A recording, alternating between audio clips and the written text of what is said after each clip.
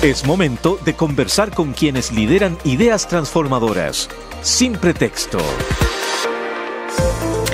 Bien, pues son las 13:07 y la investigadora Andrea Sato plantea que la propuesta de nueva constitución mantiene la misma estructura del modelo laboral, solo se pueden observar ciertos puntos desarrollándose en mayor detalle y otros que pasan de un inciso al otro, como es el caso de aquellos que tratan sobre la negociación colectiva y la huelga. Desde Fundación Sol identifican 3 puntos centrales en el debate de las normas laborales que se han plasmado aquí, ¿no? La incorporación del concepto de trabajo decente, la negociación colectiva y el derecho a huelga. Y conversamos a esta hora precisamente con su autora, Andrea Sato, investigadora de Fundación Sol, licenciada en Historia de la USACH, magíster en Sociología de la Modernización de la Universidad de Chile, quien se encuentra además en El Salvador, en el país, en El Salvador, en el Encuentro Feminista de América Latina y el Caribe. Andrea, un gusto de tenerte con nosotros esta tarde.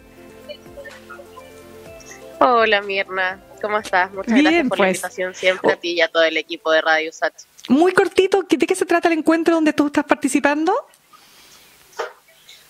Bueno, es el 15º Encuentro Feminista Latinoamericano y del Caribe. Esto se realiza desde los años 80, cada 2 o 3 años en alguna parte de América Latina o el Caribe, y la idea es poder encontrarnos entre distintas feministas y en el movimiento feminista para pensar las estrategias de resistencia y organización para el periodo.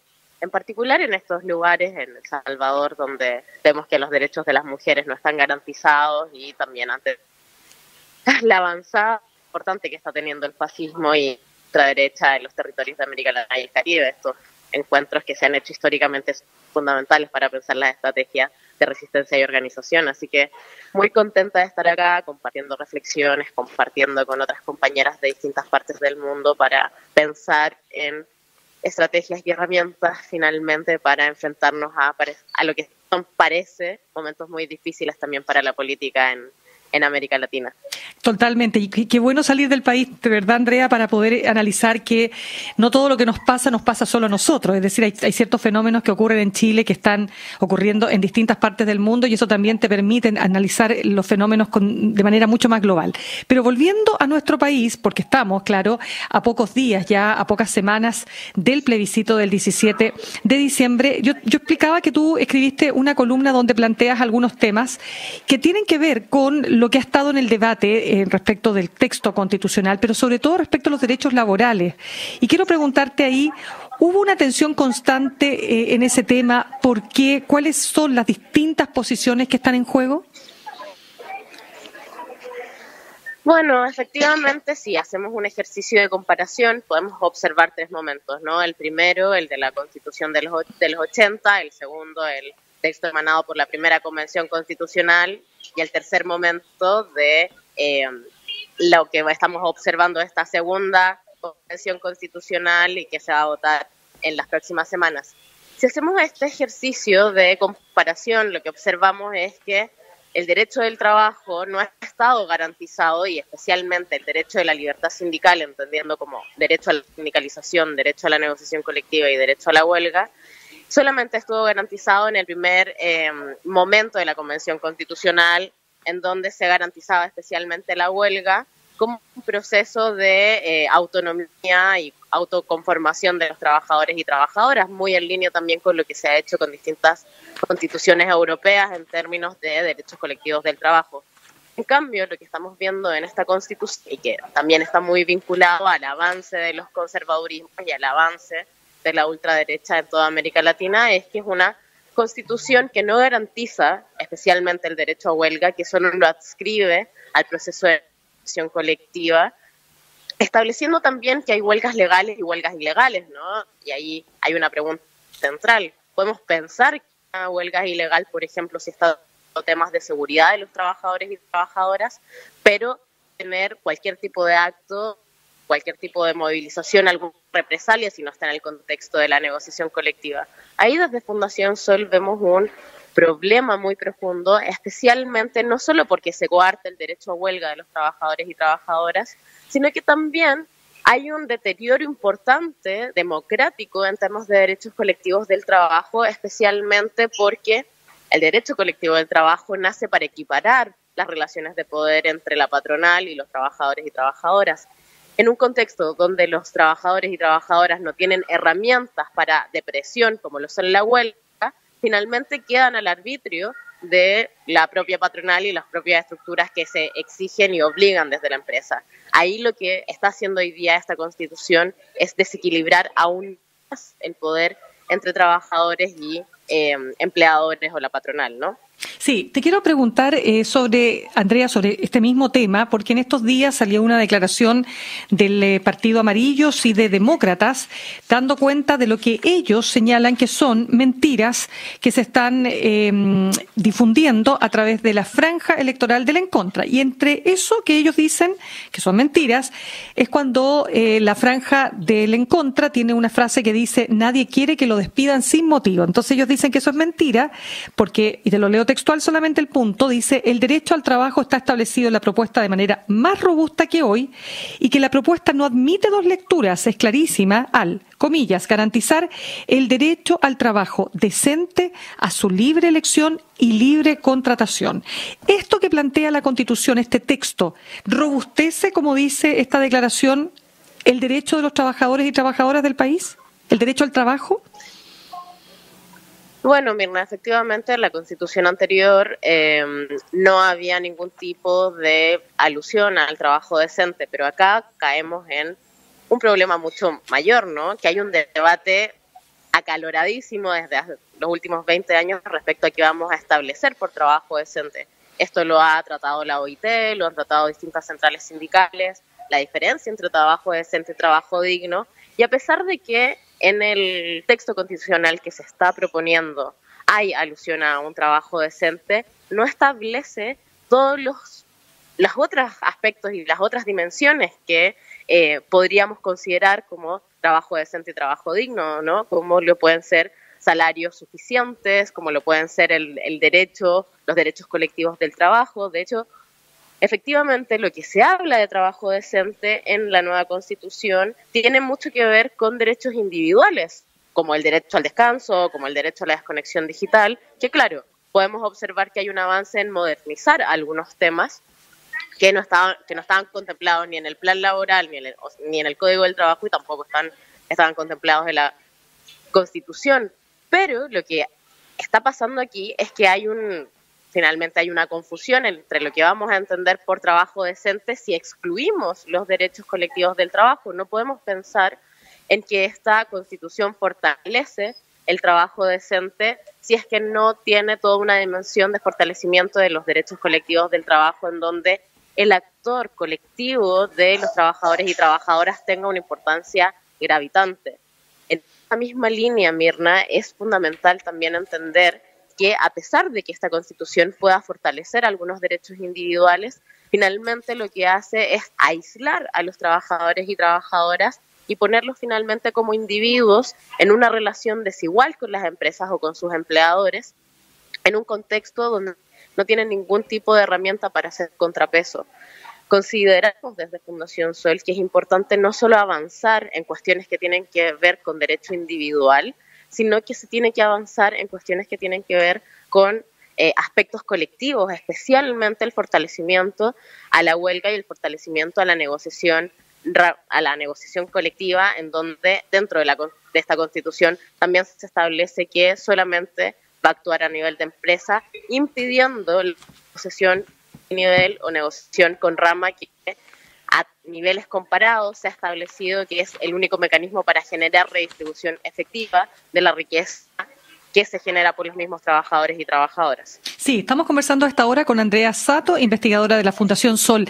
Andrea, quiero detenerme en el punto que tú señalas, que me queda claro tu planteamiento, ¿no es cierto? Que lo que dice la Constitución, básicamente respecto al tema del derecho al trabajo, se concentra mucho más en temas individuales, pero menos colectivos, y ahí tú te detienes, ¿no es cierto?, a analizar el tema de la huelga y cómo quedó la negociación colectiva. Entonces, para entender bien, ¿cómo debió haber quedado el tema de la huelga? O sea, si pensamos en el texto pasado, que fue rechazado, ¿verdad?, el año pasado, ¿qué planteaba en términos de huelga y para entender cómo quedó actualmente en ese punto?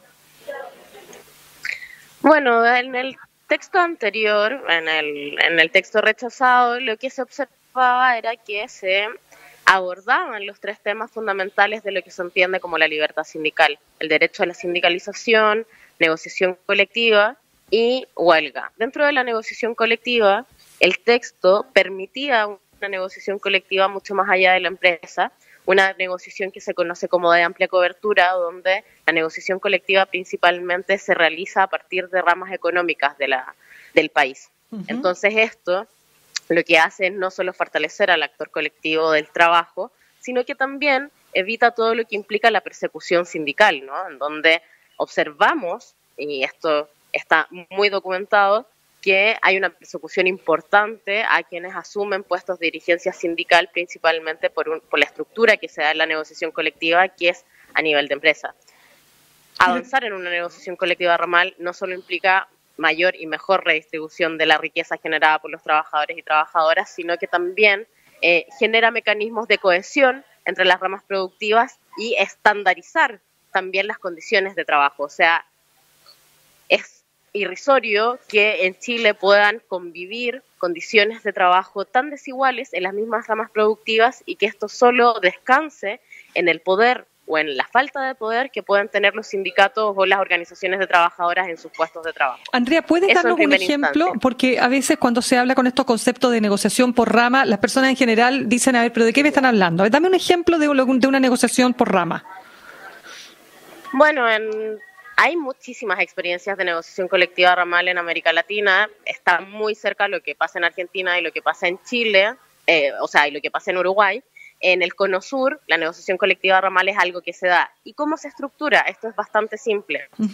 Las ramas económicas tienen representantes sindicales en espacios y en discusiones tripartitas en donde participan empleadores, también representantes de esas ramas económicas, los trabajadores y trabajadoras, que están representados por dirigencias sindicales y por lo general por personas democráticamente electas para que participen en estas mesas tripartitas, y el Estado. Dentro de los modelos de negociación colectiva ramal a nivel mundial hay distintos mecanismos, pero lo basal es que hay una negociación entre Estado, empleadores y trabajadores, en donde se establecen estándares que, bueno, como lo digo, estandaricen las condiciones laborales de ciertas ramas productivas. Pero ponte tú, para entenderlo mejor. Perdona, Andrea, que te interrumpa. Por ejemplo, si el retail se decide, ¿no es cierto?, se hace se inicia un proceso de negociación colectiva en una determinada empresa, lo que se planteaba era la idea de que pudieran las distintas empresas que forman parte del retail, ¿no es cierto?, sus trabajadores poder negociar de manera mancomunada. Eso es, ¿no? Efectivamente. Y esto considera desde establecer salarios, descansos, hasta cuestiones muy particulares como lo pueden ser mecanismos de retribución, mecanismos también de vacaciones que se negocian en distintas ramas productivas, porque también entendemos que, por ejemplo, la rama económica de la minería no tiene las mismas condiciones que lo que podrían ser las ramas de servicios. Entonces, a partir de la realidad de cada sector económico, se negocia con el Estado, los empleadores y los trabajadores y trabajadoras para establecer acuerdos mínimos que se tienen que cumplir en absolutamente todas las ramas de la economía. Claro. Eso es lo basal para pensar no solo en el fortalecimiento sindical, insisto, sino que también en propuestas que mejoren la calidad de vida y mejoren las condiciones de trabajo a nivel estructural de los trabajadores y trabajadoras, y que pueda estar en línea finalmente con la realidad del mundo del trabajo. Claramente. ¿No? Sí, eso es lo que tú planteabas respecto de lo colectivo, respecto de lo personal. Pero ahí, para entrar en el punto de lo que el actual texto constitucional propone, es que la huelga queda solamente establecida en el contexto de una negociación colectiva. ¿Por qué eso para ti es cuestionable? Bueno, principalmente, Mirna, porque desde hace 200 años que el movimiento obrero que realiza huelgas, lo que ha pasado es que las movilizaciones sindicales no responden solamente a una estructura legal. En Chile, además de que no tenemos una negociación colectiva ramal, lo que pasa es que hay un procedimiento de negociación colectiva sumamente demorado y también con muchas trabas legales. O sea, en muchas de las empresas solo se negocia colectivamente entre 2 o 3 años. Hay periodos muy largos en donde no existe negociación colectiva. Sumado a eso, son procesos, o sea, procedimientos legales sumamente engorrosos. Por tanto, y esto podemos ejemplificarlo, ¿no? Si en una empresa, en una industria de acero, no están las máquinas bien aceitadas o no están las condiciones de trabajo para realizar la actividad productiva, y esto puede implicar que haya un accidente laboral, los trabajadores y trabajadoras, bajo los parámetros de esta Constitución, no podrían paralizar las actividades, ya que no están en el contexto de una negociación colectiva. En ese sentido, lo que observamos es que se hace una diferencia en las huelgas que son legales y las huelgas que son ilegales, pero ¿cómo vamos a establecer huelgas ilegales si efectivamente la movilización de trabajadores y trabajadoras muchas veces responde a urgencias? Y esto puede establecer una huelga, una movilización fuera del contexto de la negociación colectiva puede tener represalias importantes para los trabajadores y trabajadoras. Andrea, entonces lo que hace es encasillar y finalmente constreñir el propio movimiento sindical y la acción de los trabajadores y trabajadoras. Ya, lo entiendo, pero ¿qué respondes cuando se señala que la sindicalización en Chile es absolutamente baja? O sea, no existe una gran adhesión de los trabajadores y trabajadoras para sindicalizarse. Bueno, esto es un problema estructural, ¿no? En Chile tenemos una bajísima tasa de sindicalización y una bajísima tasa de cobertura de negociación colectiva. La tasa de cobertura de negociación colectiva, o sea, estamos hablando de trabajadores y trabajadoras que pueden, por ejemplo, negociar su salario, no alcanza el 11%. Es un problema estructural porque tiene que ver también con cómo se pulverizan los sindicatos, especialmente después de la dictadura militar, y cómo se mantiene una lógica de ataque al sindicalismo permanentemente.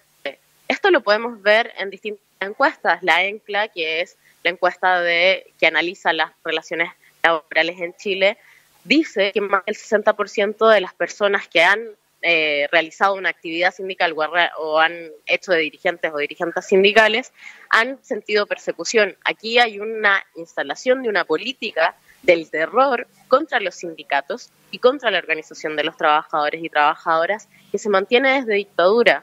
No es azaroso que en Chile no haya niveles de sindicalización más altos, principalmente por el gran poder que tienen dentro de las empresas los dueños, los empresarios y la élite económica en general, en donde esta relación de desigualdad, de desequilibrio de poder es muy patente dentro de las empresas, y claramente nadie se quiere arriesgar a un proceso de sindicalización o crear un sindicato o hacer de dirigente sindical si se sabe que hay represalias y persecución y finalmente hostigamiento a la labor sindical en Chile.